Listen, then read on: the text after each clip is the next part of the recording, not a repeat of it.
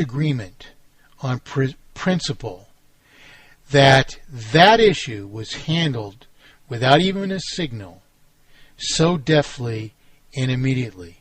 That was a remarkable demonstration of dedication to principle. I'm not suggesting the same principle applies here, but I'm not even just suggesting.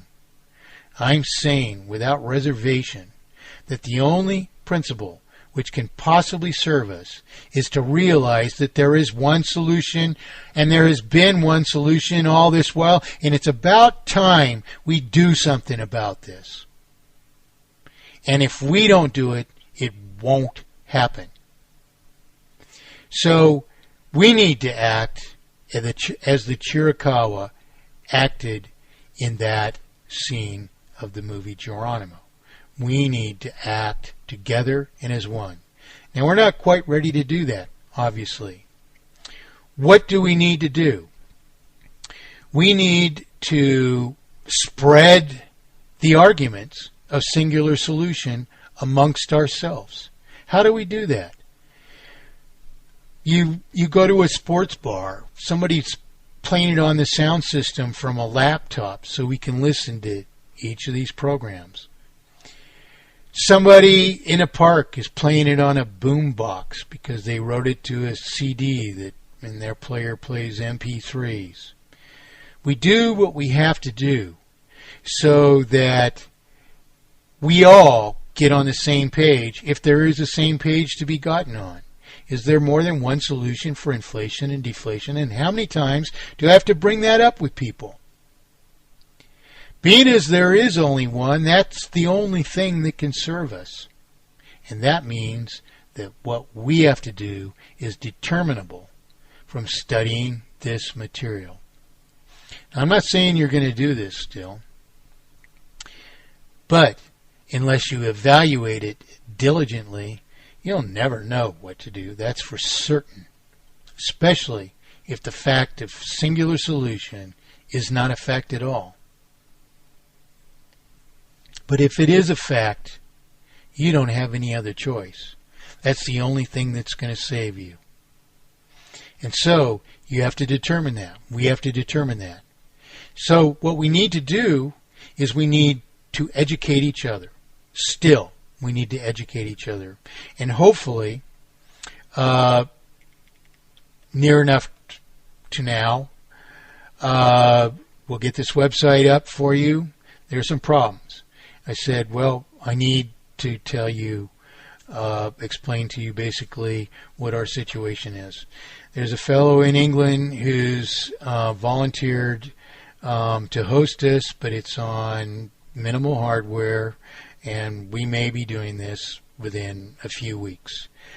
It's far from a desirable situation because, as I've said, this is a worldwide mandate. And the basic math on it is this, that we may be required in the near term to sustain as many as registration of upwards even of 10,000 2 kilobyte records, MySQL database records per second, just in taking signatures for the mandate. Now, there's a lot of other further content on the site, and there's a lot of overhead in delivering that as well. It's questionable whether the best technologies that exist can even do this, and I have a price from one company, which is for posting this on technology that has a shot at it, and that is going to cost us $300,000 a year. That's the price I've got. The only bid by anyone who thinks they can do this for us. I've written the software without a penny of reward, and it's ready to go. I'm working on it further, but long ago I could have chopped it off where it is. It would serve all the purposes we needed to. So there will be some loose ends that I have to tie up before it's ready to install and implement. But to do this on the level that we have to do it, that we don't fall on our face immediately out the gate, we need either a lot of money or we need an angel hosting entity, somebody who steps up and says, okay, well, here we are, we're an internet presence provider, we've got major trunk, bandwidth, we can handle you there, we've got all this hardware that's become available because we're losing all of our clients, and fine, we'll give it to you because you don't have any money, because nobody's supporting you, and Ellen Hodgson Brown isn't going to pay for it, because that's not what she's about, is it? So we need one or the other, or we're just going to go out the door here pretty soon because it's over. We have to have an online presence. Now there are some possible people that we're talking to, and this takes a lot of my time also to prepare for this, to possibly provide hosting. We sure could use an angel sponsor who would say, hey, look, okay, here's whatever, and we'll foot the bill to get you out the door in the way that this has to get out the door. So it will happen, This just isn't happening, So if anyone wants to contact me on any of those issues, if they can help, they can Skype me at PFMPE 2012. Hopefully that'll happen. If not, well, we're going to try and get ourselves online here pretty soon. That means I'm going to have to disappear from site because there's so much work of that kind for me to do that I won't have time for anything else. I'll try and do this show still. I apologize for today's technical difficulties. I couldn't log in. Some administrative things were changed. My password wouldn't get me in anymore. I was told I didn't need a new password. And here we are. We go online and nothing. So what I'm saying then is, given this mandate, this new site, you can go online. We're going to have one article that you read. In fact, I'm going to read it to you. You can click a button, and I'm just going to read this one article, which goes through this whole process very briefly for the layperson. Then you decide to sign the mandate. You click a signature button. A form opens up. You fill out the form. You're one of us. You've registered your declaration demanding your rights to mathematically perfected economy and absolute consensual representation. Then there's a number of forms on the site that you submit to your sheriff. You do this congenially. We don't want the sheriffs against us. We don't want an outbreak of violence of any kind. We don't want any interruption at all. We just want to transform usury into mathematically perfected economy. Even worse than that, we want to transform unassented usury, preserved by those who are against us, into mathematically perfected economy. So we need the sheriffs. We need to stand on our sides, and the site will explain these things, How, if the sheriffs will, we need them to say, hey, look, don't even think about coming into our town and changing the locks on people's houses. That's not happening. We're waiting until we take this thing into court. These people have a valid claim against the banking system, and we're standing by the people. That's what we want from our sheriffs. What do we want from our judges? We want our judges to say the same thing. Wait a minute. This thing is terminal. The banks are not issuers of credit.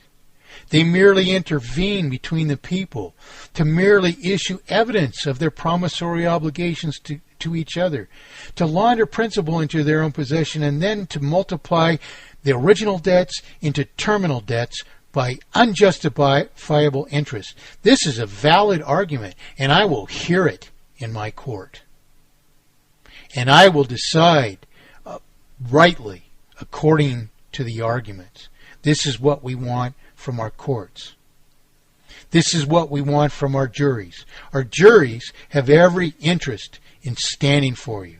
This is what we want from our district attorneys, who say, well, I'm sorry, Judge, you decided against all these people, and I happen to believe their arguments are valid, and they've written this law into existence. It's not an ex post facto law. It's in existence, and they provided you an affidavit saying that this was a law by the people. It gave Congress no authority whatsoever to pass it or deny it. It exists by the people. And you have violated that law. You have committed treason, and you are liable to reimburse these people from your own possession for the injuries that you have inflicted upon them. And I'm standing with them. I'm the district attorney, and I am prosecuting you. We have many different routes to go to get someone there in government. All of them who resist us will be guilty of treason. But someone there will have to be at least our last bastion of hope of enforcing this on government. Now, if that never happens, we still have further things that we can do, and we would never, ever give up then, because then we know there is absolutely no hope from any of these bastards. But I'm sorry, there are good judges, and I know there are many good judges who are dying to do this for the people, that there are good lawyers who intend to defend us, that there are good district attorneys that are already wanting to prosecute people against us this way, and we are giving them legal license to do so. Not only legal license, but actually legal obligation to do so by this mandate. Now, it's a very exhaustive thing. I'll try and cover it on our next program. Meanwhile, I'd like to repeat one last thing, and that is, I said the other day, what then decides the fate of humanity? Yielding to their own mindless proposition that reparation must be negotiated with perpetrators whose very purpose is to deny us representation. The hapless abandon our potential, saying never in a million years. That for their own inaction and desertion of principle, they can pretend the equally hideous observation that what we need to do will never happen. Nothing of the like ever happens, but by waking to the plain, simple, and eternal fact, we only damn ourselves by indifference. Our task is simple.